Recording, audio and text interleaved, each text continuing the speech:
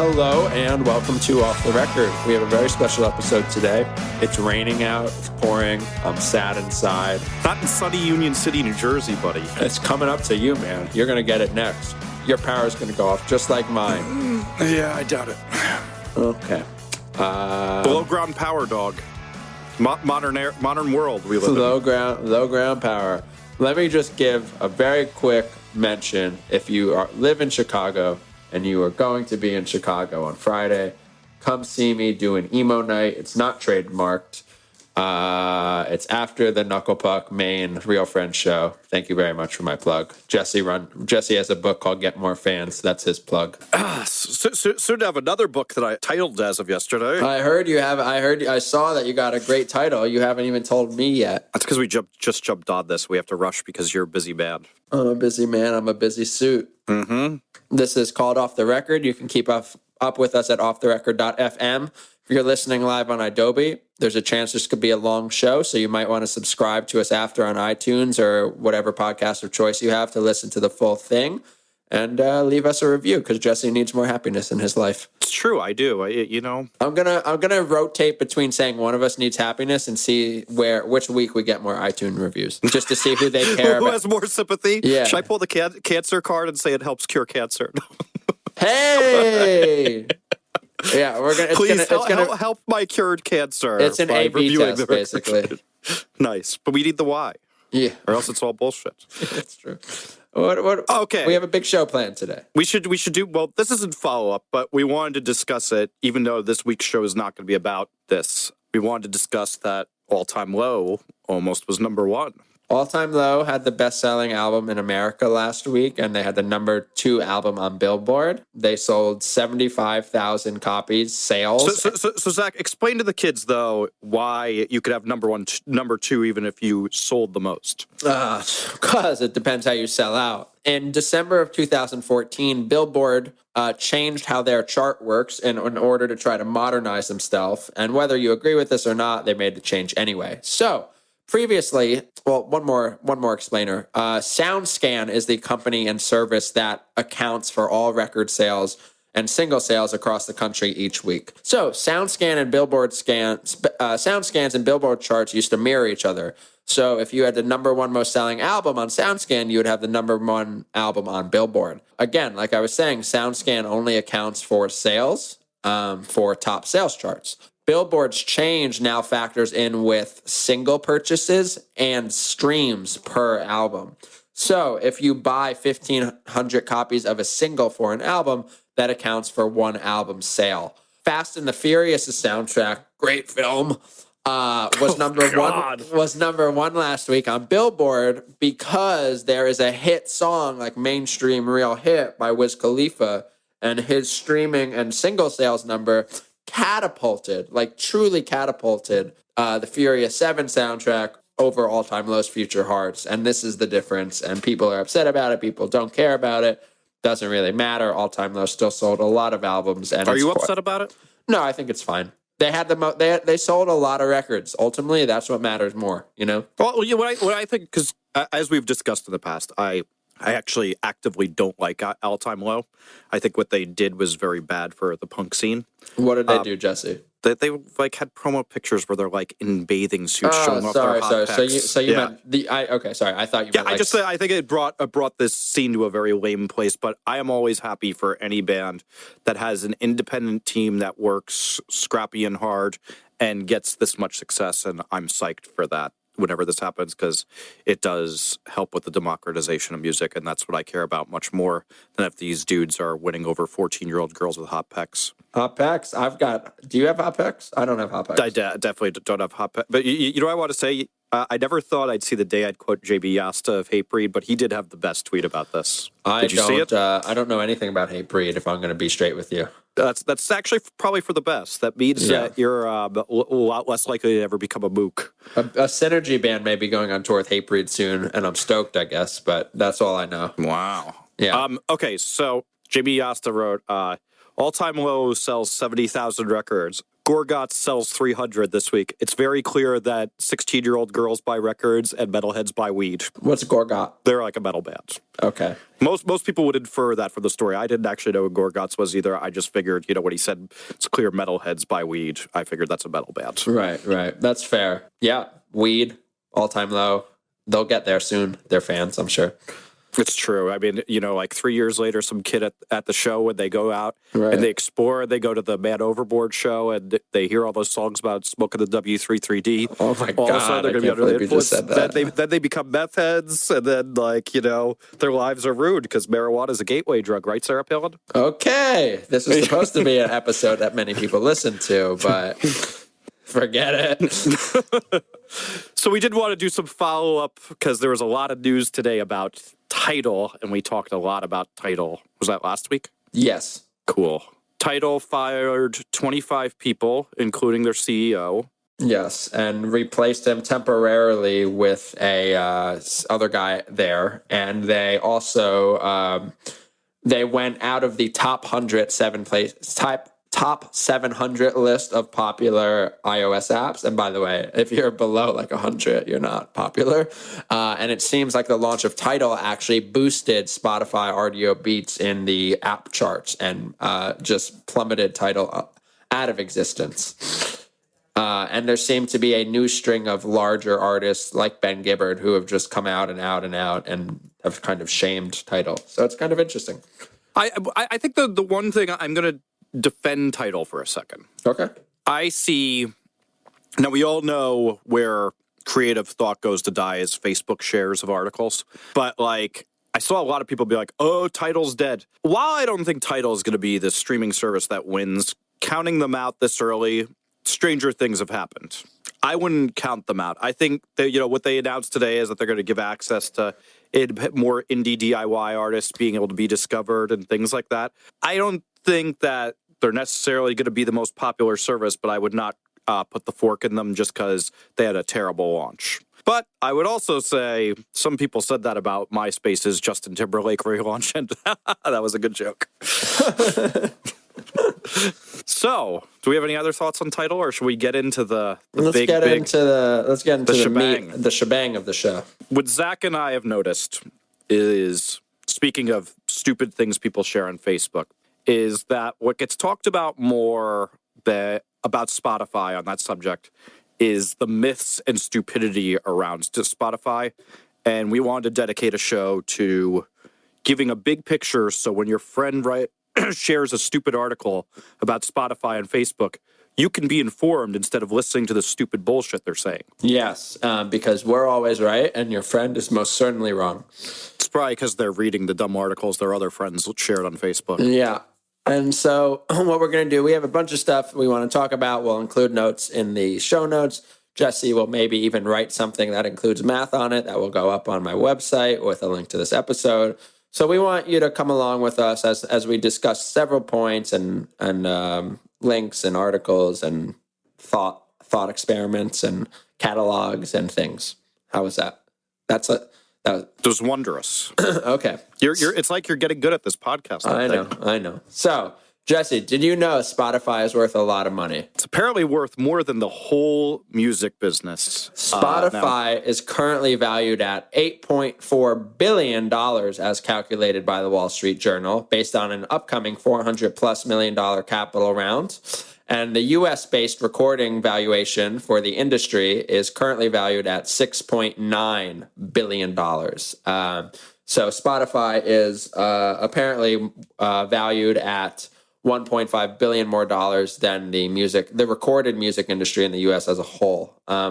For those very quickly that don't understand much about valuation and companies who have IPO'd or not IPO'd, Spotify is a startup. Startups often take monies from investors. That does not mean that Spotify has $8.4 billion of money in the bank or assets or anything like that. But depending on how much money a company takes to be invested in, that raises their valuation as a company as a whole. So based on much more than $400 million of investment, Spotify is valued at $8.4 billion based on stock. That's a pretty significant number. Spotify is referred to as a unicorn, and for tech investments, only so many companies are worth more than one or valued more than $1 billion, and Spotify is valued at $8.4 billion. So that's a lot of money. And this naturally was a great sharing tidbit because it's like, wow, the music industry is a disaster. Spotify is everything, I guess. What I think that there's two interesting points to this is that one, we often hear that tech's in a bubble. And while I do kind of side with the people that say that we're not in a bubble, what is becoming very increasingly clear, and this happened like Slack CEO. So Slack is an app Zach and I use. It's a chat app for businesses that you can basically do planning, and then it's searchable, and it's really good for keeping everybody communicated that's working on a project. Slack got valued at such a high valuation that their CEO even was like, this is stupid. And that's the big thing we're starting to see is that, yes, tech companies are getting these huge valuations, but there is a reason for that, is because what they're building is about to be so valuable. It's crazy. And so one of the things I think people don't get, and so to just kind of get a little bit into the weeds here, is that people are like, Spotify is not making money. They just had to get $400 million more to stay afloat and everything. But what the big potential everybody sees is that Spotify is getting such insane analytics and demographical information about young people that they're going to be able to become a rival to Google Ads and how well they can target kids. Say to a brand, hey, you want Wiz Khalifa fans to drink your vitamin water drink, advertise on Wiz Khalifa's playlists and on his radio and on his channel. That's one of the big reasons that people who are like, well, streaming services are never going to make money are, one, kind of fools. And then two, why you're seeing these huge valuations is that people see the potential for how much income this can bring in. Yeah. Naturally, though, one tool being larger than the music industry in valuation has set many people like in a tithy. Is that a proper word? Tithy? Yeah, I don't know if it's a word. I don't know if that's the one that you should be using right now. It has set people on fire and anxiety, and people have now sorry. It is. People are saying this has only pushed people to share how awful Spotify is because it seems like the enemy to many people, because many musicians are claiming that they're not making any money. So how could a service be valued more? And as we'll talk about as this episode goes on, there's a general loss of understanding and context for a lot of these claims from musicians, from record labels, from pundits, from Jesse, from me, from the world. But there's luckily a lot of information came out in the past week or two, right, Jesse?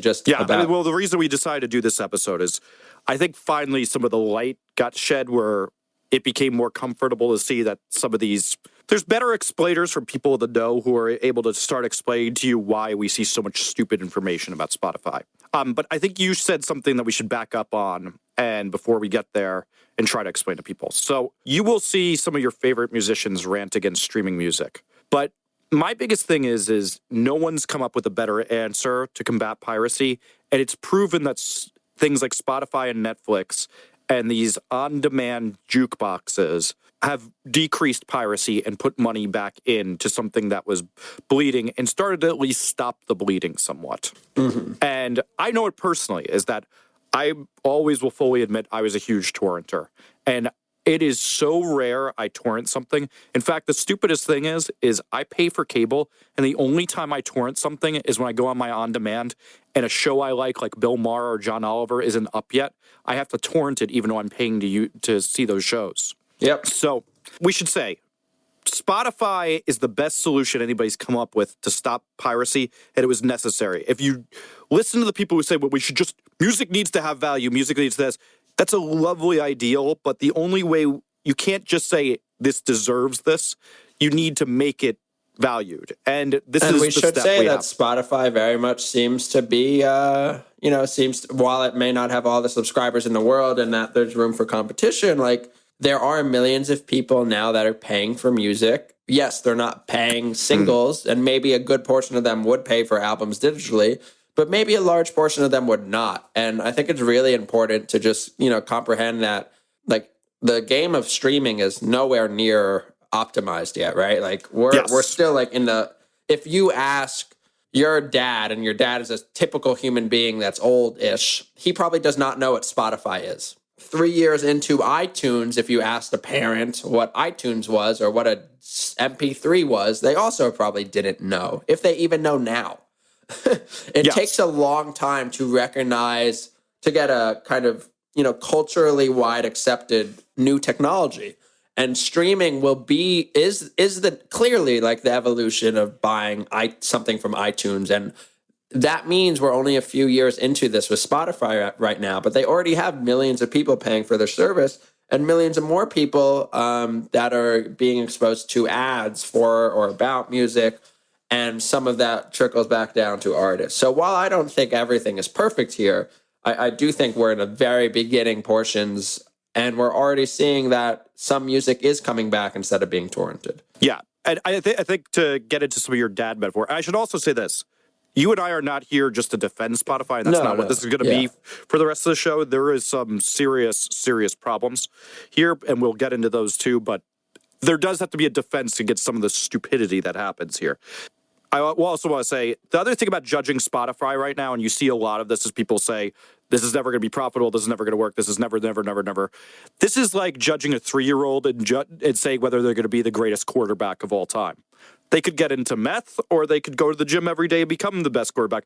There could be a world war and they go off to army and everything collapses and none of this happens. There's a lot of things that can happen, and judging at this earliest stage, just as we were kind of saying with Tidal, it's really a fool's game. And if you see somebody doing that, really question that fool. Yeah. I just like it's really exciting to me, like whether it's Spotify or any of these services or Apple or whatever, like it's exciting to me that there's already success and it's still so early. Unlike when iTunes launched, like you could really only buy digital music cohesively through them. But what's interesting with the present is that there's 15 streaming services between Spotify, Rdio, Tidal, Beats, Xbox Music, Google Play, etc.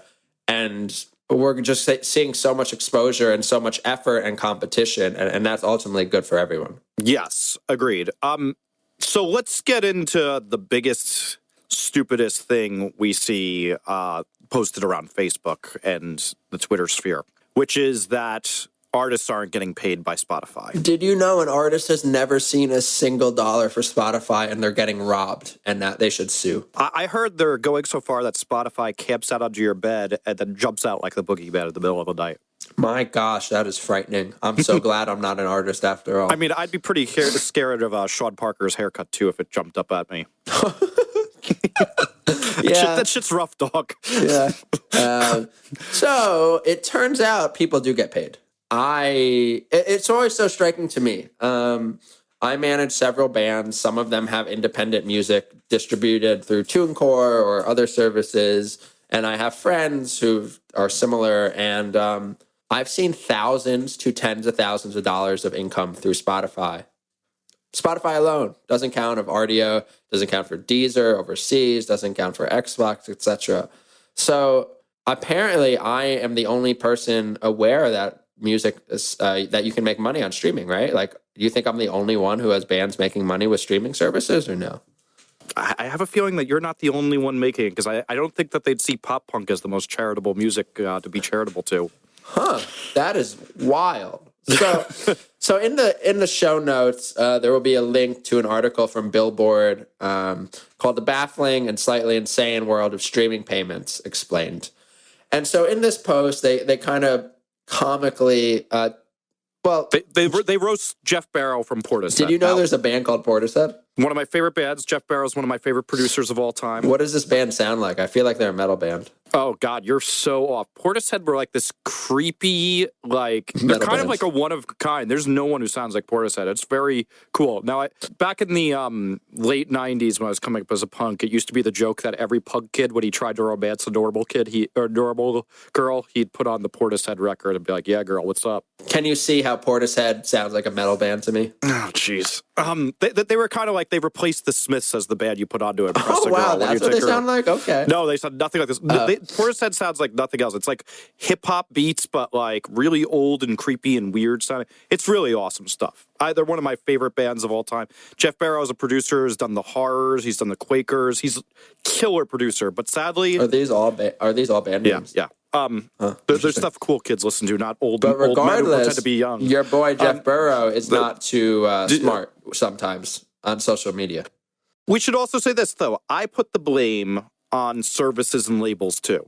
Now, Okay, let's put some more context around this because we haven't. So in this article by Billboard, they embed a tweet from Jeff of Portishead where he goes, 34 million streams, income after tax, £1,700. Thank you, Apple, YouTube, Spotify, and especially Universal Music Group for selling our music so cheaply. So, for more context, Jeff is the singer of Portishead is essentially saying our music was streamed. he's not the singer; he's the producer. Oh, the producer of Portishead was streamed 34 million times, potentially just in one accounting period, but we don't know that. It was streamed 34 million times, and for those 34 million times, this one individual was paid £1,700 after tax. £1,700 is about $2,500 American. So if you read that, that sounds pretty controversial, right? If that's all you know about the music industry, that sounds insane, right? It's true. But it's not insane. Mm-hmm. And should we go through this a little bit? Yeah. So let's break down that royalty figure that we pulled up. Okay. So you take this one away. yeah, Spotify pays famously less than a penny per stream you get.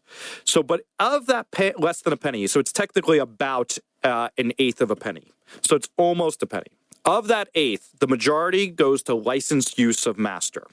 So you go, okay, break that down for me. That's basically, I'm going to send that check to the record label.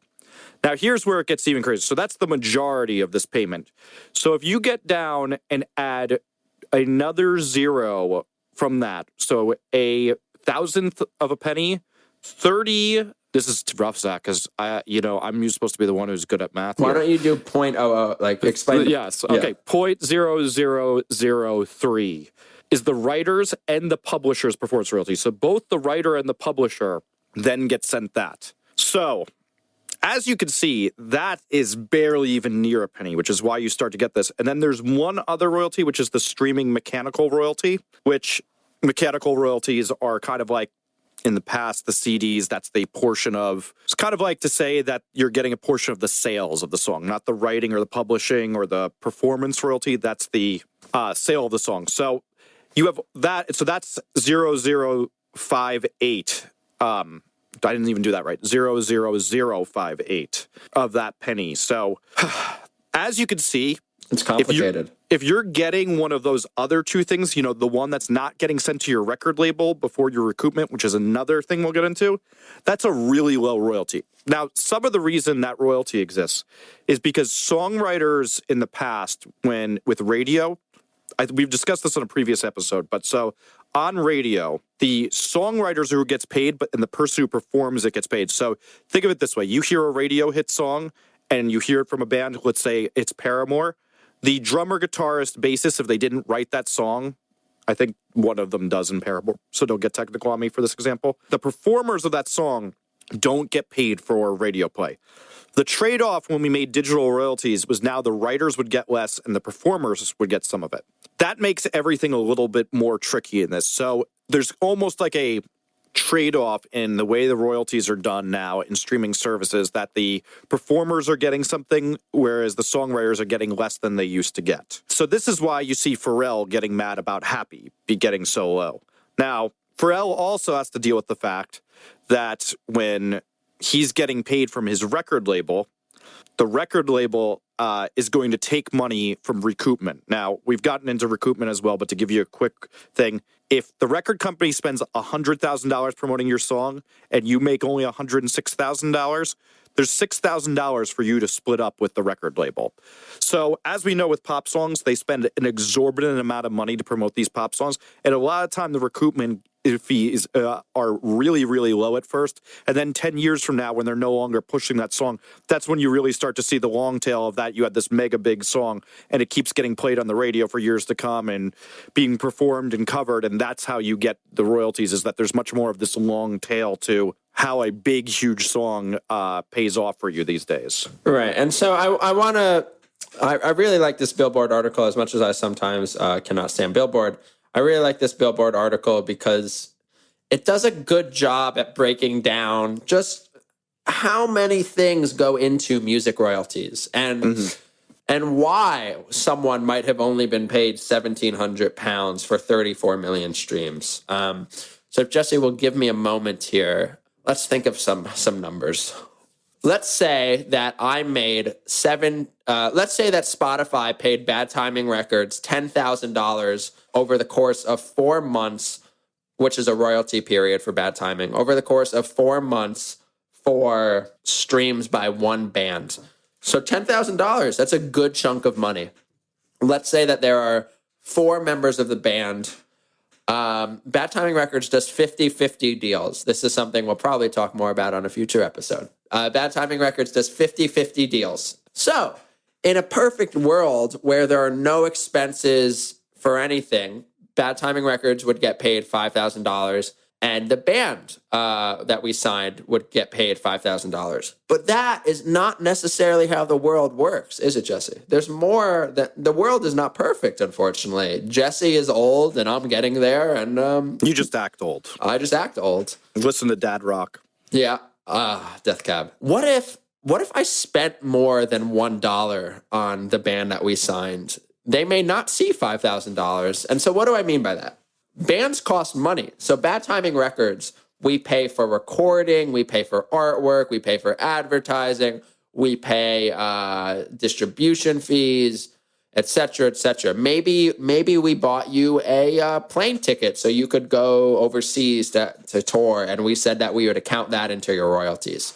So in order for bands to make money off of music sold, they have to recoup their costs. So let's say that the manufacturing of this band that we signed, let's say all that and the promotion and publicity, it cost $5,000. We have $5,000 of expenses. If the only income that we made from our band was $10,000 from Spotify, well, that means there were $5,000 of expenses, which means that for this royalty period, we would only have $5,000 of profit. Split that up 2 ways, that's $2,500 per side. If the band splits their money equally, $2,500 divided by 4 is $625. Jesse, how did they only make $625 if they had so many streams? I just can't figure this out because there's multiple income streams, just like any other business, but musicians went into music because they don't like to do math like you. And so you understand what I just said there, right? That adds a little more clarity. Yes. And so what's interesting enough, and I have a just Jesse, Portishead has been a band for a while, right? It's like 94, 96. So you would imagine in over 20 years, Jeff had probably heard of an income statement, a royalty statement, profit and loss, something. He's probably been exposed. Truth be told, I'm pretty sure, as I remember, dude likes to smoke a lot of weed. So sure. maybe you just can't see it through the smoke. Me too, yeah. So look, if you're listening, like 34 million streams is a lot. And you know what? Portishead made a lot of money from those streams.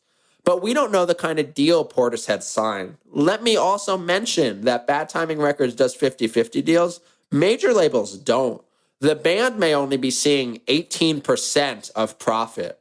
So 18% of $10,000 is not a lot of money. I mean, it's some money, but Zach's going to avoid doing the math of that too. What? Isn't it? It's $1,800. Yeah, it's not a lot of money. It's $1,800. And if you split that up 4 ways, that's like not much either. That's a couple $100s per person. So that's another thing you hit on that we got to explain too, is that we also have to remember these royalties get split up amongst any of the other songwriters or your band if it's a performance royalty, how many people played on. Hey, Portishead has a record with an orchestra. What if they're splitting that all those ways, even though I'm sure they signed Oh my God, wait, why don't you think that this Jeff guy put any of this in context? Yes. Like, I don't understand. Well, so here's the other thing, too, that's very, very weird about this, is Spotify gets all this bad publicity, yet If I was Spotify, I'd be sending every record company letters and stuff to set stuff those checks with that explain all this stuff to the bands. Education, Yeah, like Jesse. they are some silly motherfuckers. But it's also because they're too busy having weddings in the redwood forest and destroying the environment and doing tons of coke and having crazy parties. Oh, that sounds so much better than our life.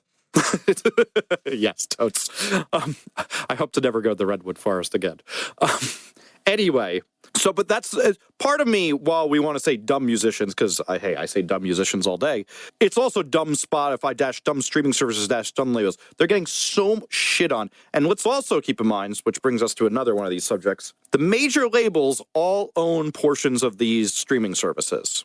Oh. What's bad for Spotify is bad for the major labels because they own huge stakes in them. So there's another thing people don't realize, which is the investors into all these streaming services are the major labels. And as these streaming services make money, they make money. Here's another fun conflict of interest part. Dr. Dre and Jimmy Iovine own a ton of Interscope Records. Whole lot of shares there. Vivo, your favorite way to watch a Beyonce video? Warner Brothers Records kind of started that. Wait, are you saying that major labels have an interest in these companies doing well? It's almost like the game is rigged. Holy shit. This is a conspiracy. How has no one ever talked about this before? Is it just us? Is no one else listening?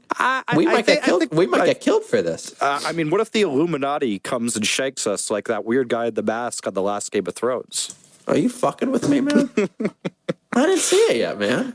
After all, Sean Parker is married to Daenerys Targaryen on Game of Thrones, right? Is that? Oh, you're right. That broke my heart. I blocked it out. I'm not attracted to her, so that's easy. Oh. Yeah, I'm not into it, man. That's not my type of girl, man. But they got married in the Redwood Forest, dude. It was crazy. Anyway, back to not insulting people about their silly weddings and frivolous spending. Socialist. Yes, I am a socialist. One of the things that we also got into about this major label corruption is we uncovered this thing called the black box. So the black box is your friend if you want pilots to get fired who are drinking on the job, since it tapes them when they're in the airport cockpit. It is not your friend if you're an independent artist. So this black box is a thing. So famously, music has really bad metadata. So what metadata is this thing Zach types in all day. Actually, why don't you explain, since you have to do this all the time? Metadata is a really awful thing where you input countless information, countless steps of information, so that it can be tracked everywhere. And when I say terrible, I really just mean arduous. So whenever I upload a new release to come out, there's, of course, the song name, there's the album artist, etc. But then there's more. What year did it come out? Who owns the copyright? Who owns the publishing? What are the ISRCs? What is an ISRC, you ask? That's great. That's the social security number for each individual song. Then I have to give the UPC. What's a UPC? It's a barcode number. And a barcode number is different on digital, physical, and vinyl. That means every song has one ISRC, but has multiple barcode numbers depending on what kind of format it's on. All of this, Jesse, is metadata. And to have music properly accounted for, allocated, statistically relevant, all the metadata needs to be perfect. Is that a good explanation? Yes. And so the sad thing is the metadata is not perfect. So this article uses the example of Jay and Bay's Crazy in Love song. So what they basically say is this song can get mislabeled so many different ways. And then all these songs that are kind of mislabeled and they can't get to the right metadata to account for it, all that money goes into a black box. And then what happens is the major labels and they divvy up that money. So the Indian DIY artists, though, don't get that money because they don't got the stakes to negotiate for it. This is why we like unions in America, just for FYI. Anyway, what sadly happens is now the major labels, they have, with their huge negotiating power, because they have this huge conflict of interest where they own some of the company, they say, hey, by the way, for that investment, you're going to make sure anything that goes unaccounted goes into my pockets. Making money is like just stealing candy from artists. There's a great saying I was once told: the best way to make money in the music business is to exploit the dreams of musicians. Oh God, I love exploitation. Spoken like a true capitalist, Zach. Next on our carnival of horrors, now that we know why all these royalties go wrong, and we should also say this too. You know what's very interesting? to get back to the royalty thing, so Zach, for example, uses TuneCore, which is what any DIY artist that's willing to plunk down some money uses to upload their music. Thank you for calling me DIY. Yeah, you're kind of. We use TuneCore and Big Fancy Distribution ADA. Yes. So with TuneCore, you can see exactly which services are paying you what, and the royalty rates are very transparent. Musicians, when they get statements from their labels, do not always see, because the labels don't want to sit around typing out accounting statements, who they got it from. They just see a blanket thing. Like, if you're lucky, you're going to see CDs, vinyl, and then digital. And now digital covers Spotify and iTunes. But some of them are nice enough to pass along all the data and see. But sadly, because this doesn't happen, it comes to another thing where you see all these kids on labels saying, oh my God, this is a travesty. Spotify is robbing people. You can't just charge $10 a month, da-da-da-da. Let's get into the truth about, can you just charge $10 a month, and is this okay? Here's a fun statistic. So we do a little bit of math. That eighth of a penny means that you need to listen to a song 84 times for it to be the equivalent of what a person who bought an iTunes download of that song is. So what I mean is this. When you buy an iTunes download, and let's say the artist is DIY and they're just getting a straight cut of it, they get 67 cents from that 99-cent download. In order to get up to that much money for them to be compensated the way that they used to when you'd buy a record on iTunes, you have to listen to a song 84 times. That's a lot. Yeah, and you and I have been discussing this a lot, and we want to get into something with this.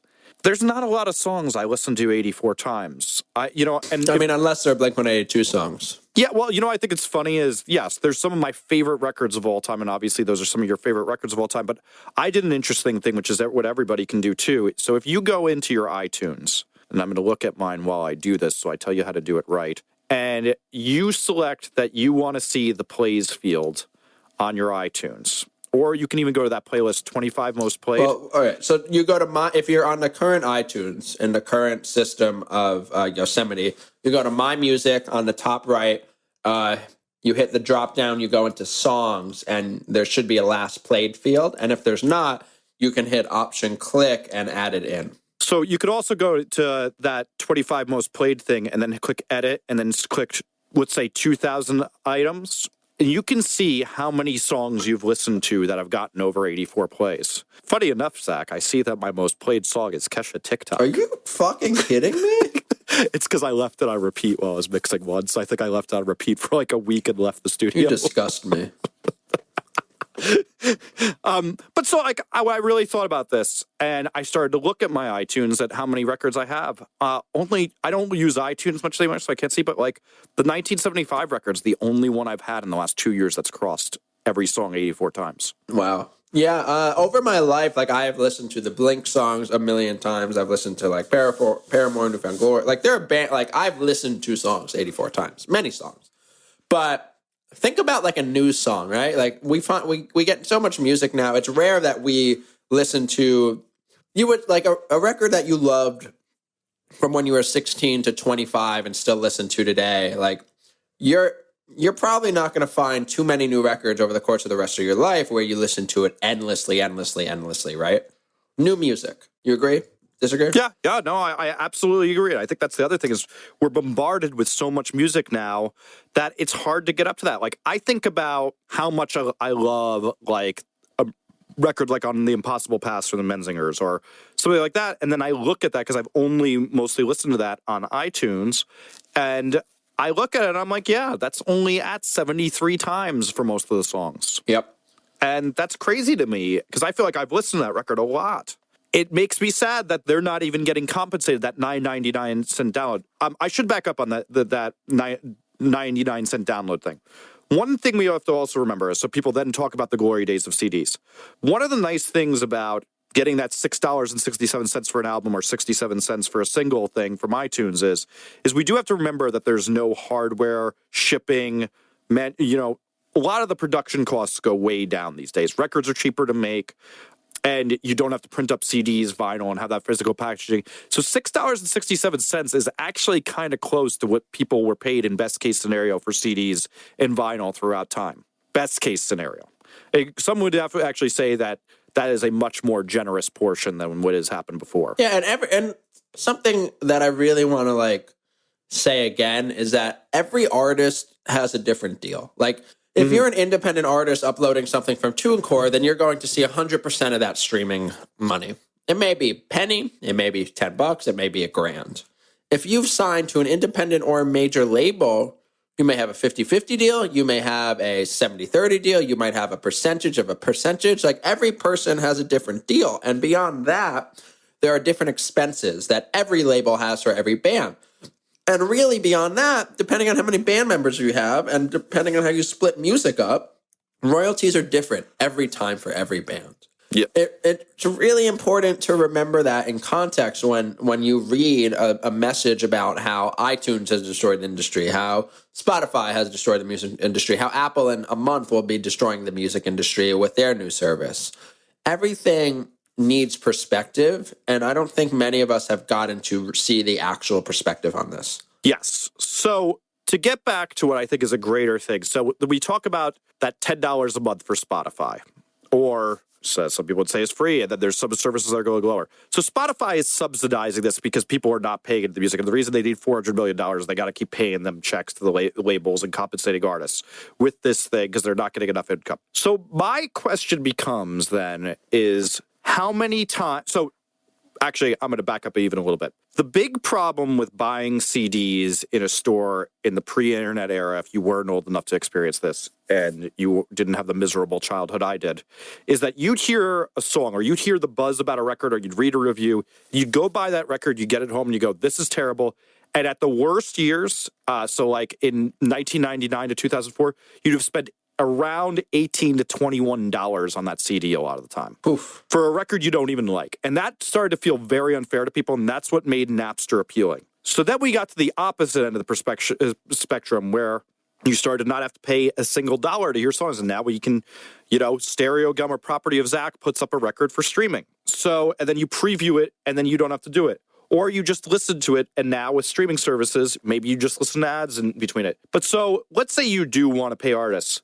I think the biggest question about artist compensation is when do we feel like is a fair rate, and how many times should you listen to something before you paid a fair royalty? And do we? I'm with you. I think so. Is it 6 times? Is it 20? Like, what do we feel this is? Because I don't think anybody thinks 84 times to give what we've considered was fair in the last 10 years fair, and then we'll discuss whether that is fair or not. But to me, I wonder if every service forever will abide by these same rules that we set. If we Jesse if we were given the power today to make this rule for Spotify, would Rdio do the same? Would Beats do the same? Here's a fun fact. If let's say you brought this from 6 to 84, every musician and every label would pull out of the other services. Every artist with any control over their catalog. Here's a great example. The Eagles have a good enough contract to pull their stuff out. I had to listen to an Eagles song, which made me want to blow my brains out. Ugh. Worst band ever. But I was mixing for a client, and so I checked it out. The Eagles don't even come up as a listing on Rdio because they've pulled out so thoroughly. That's good protection. Yeah. Great joke.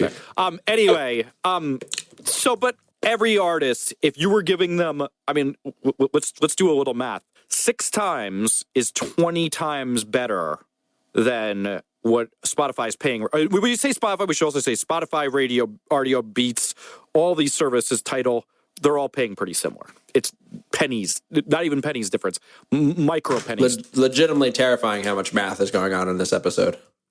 Yeah. So I agree, but I do wonder, like, if there are 100 million people paying for Spotify and only 1 million people paying for another streaming service, that streaming service is going to have a lot of power with how they pay their artists. Don't you agree? That streaming service is going to have a lot of power, but here's the thing is it will force a hand if that other streaming service can really get to that number. Now, how you get to that number is rough, because how do you convince other people to pay enough more into it? This is going to have to be a seriously slimmed down business model, et cetera, in order for it to work. Business models. Ugh. Yeah. I agree. So I don't know what a fair number is. 84, that's a number right there, Jesse. Yeah, that is when I read that math, I'm not kidding you, like my heart sank when I did that math the first time. I did it like 2 years ago. And it really, like, it hurts. You're probably never going to see royalties for your remix band. What's the name again? yeah, that's not happening. So let's get into a more terrifying aspect of it. There's this concept called inflation. Do the kiddies know what inflation is, Zach? What did the president say? Probably not. So inflation is how much the cost of living and cost of goods increases. So as you probably know this, and hopefully you learned in 5th grade math class while Zach was sleeping. I never slept in school. I just wasn't very good at it. That makes one of us. Anyway, so in 1986, what $1 was worth is not what $1 is worth now. Perhaps you've experienced this at the candy store over time, that maybe when you were 6 and you went to buy your favorite Kit Kat bar, the Kit Kat bar was 50 cents, and then it was 65 cents everywhere over time. That's inflation. So if you consider the peak of the music business, 1984, how much would a record cost now? $37.98. $37, Jesse. I don't even want to pay a streaming service. How am I going to pay $37 for one record? For one record. So that if we go into right before Napster ruined everything for everybody and Sean Parker's hair made every major label person cry, $25.91. So you want to hear scary? So let's call it that. Let's call it 1999. The peak of the music industry. It was just about the peak of how expensive records were for the cost of goods of making them. That is the peak. I shouldn't say just about. You'd have to listen to a song 350 times at the present royalty rate to get it to that. Oh my God. Music is terrible. We should all quit. It's pretty dark, right? So the real answer is that, yeah, it can't be this low of a rate. Now, Spotify says, which is true, which is that they're giving away somewhere in the area of 70%. They call it 80, but when you look at the math, it's really around 70 that they're giving away of their profits to the musicians. So how do you get this up? Pretty much their only way to do it is either 1, keep fucking musicians, or 2, fuck them even more, or 3, the profit model has to change, or 4, charge you more money. So the whole thing with Spotify is they're trying to get you addicted to this streaming service. They're trying to say, it's the same thing with Netflix. If you think Netflix is going to be $7.99 forever, I would love the crack you're smoking because it must be blissful. Didn't we just laugh, though, at Tidal trying to charge $20 for a plan a month? Because it's not the right time yet. So here's the thing about being an addict.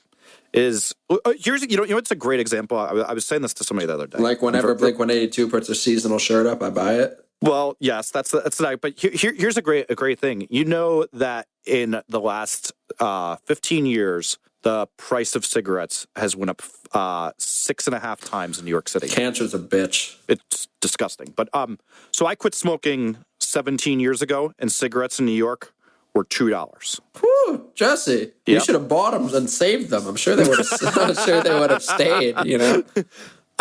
And now it's usually about $12, $14 a pack. From that standpoint, when somebody's addicted to cigarettes, they keep paying this rising price. And when you're addicted to the convenience of having any song you've ever wanted on your phone, and let's also talk about this. $20 is 2 records that you were buying before. It's a pretty easy thing. But now we say this, but it is so hard to get people to adapt to buying music.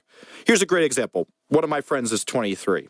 She literally hasn't bought music in 7 years. So since she was 16 years old, because she's like, why? I've had Pandora. There's no need or illegal downloading. Dude, the millennials. Fuck you, millennials.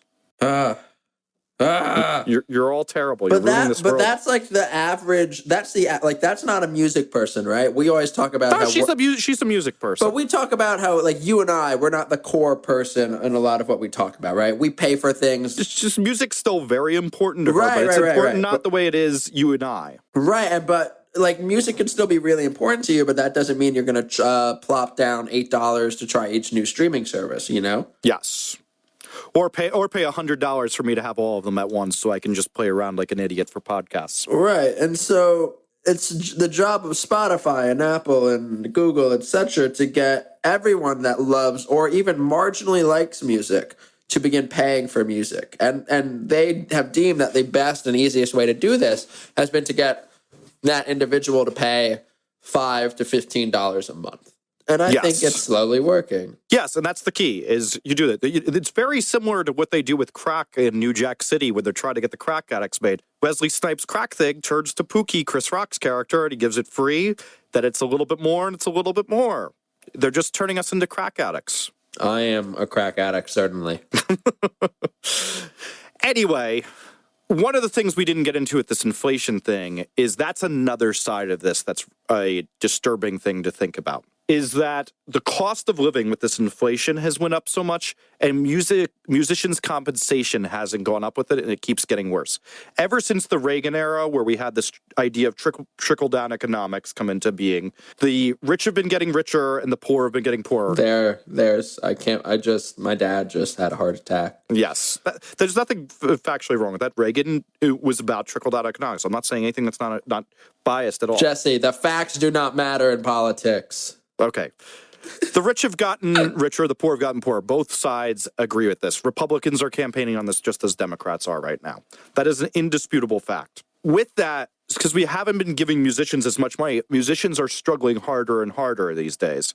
There's two things that go into that, which is one, everybody's talking about raising the minimum wage right now.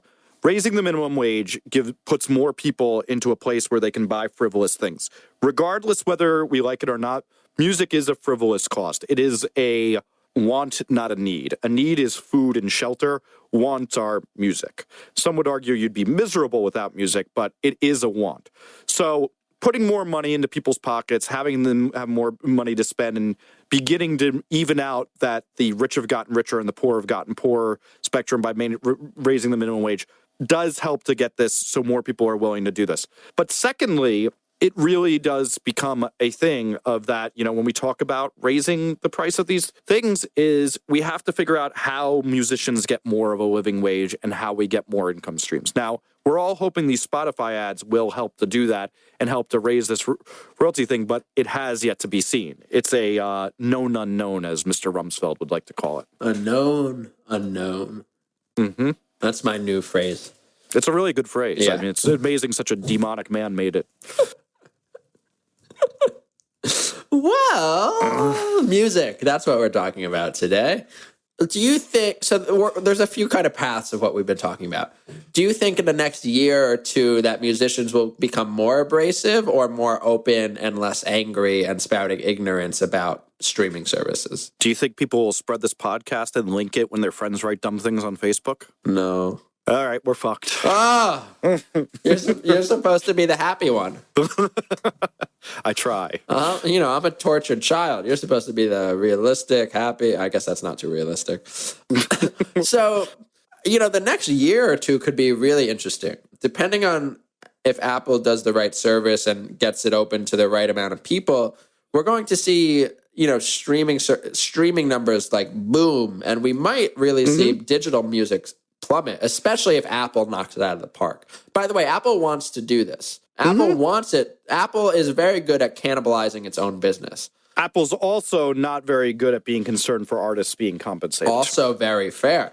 But, yeah, I mean, that's just fair. That's accurate. So what I'm saying, though, if Apple believes that streaming is the future, Apple will cannibalize its music download buys. They will always have it there. But seriously, the iPod was Apple's bestseller ever. They said, fuck it, let's make an iPhone and risk everything.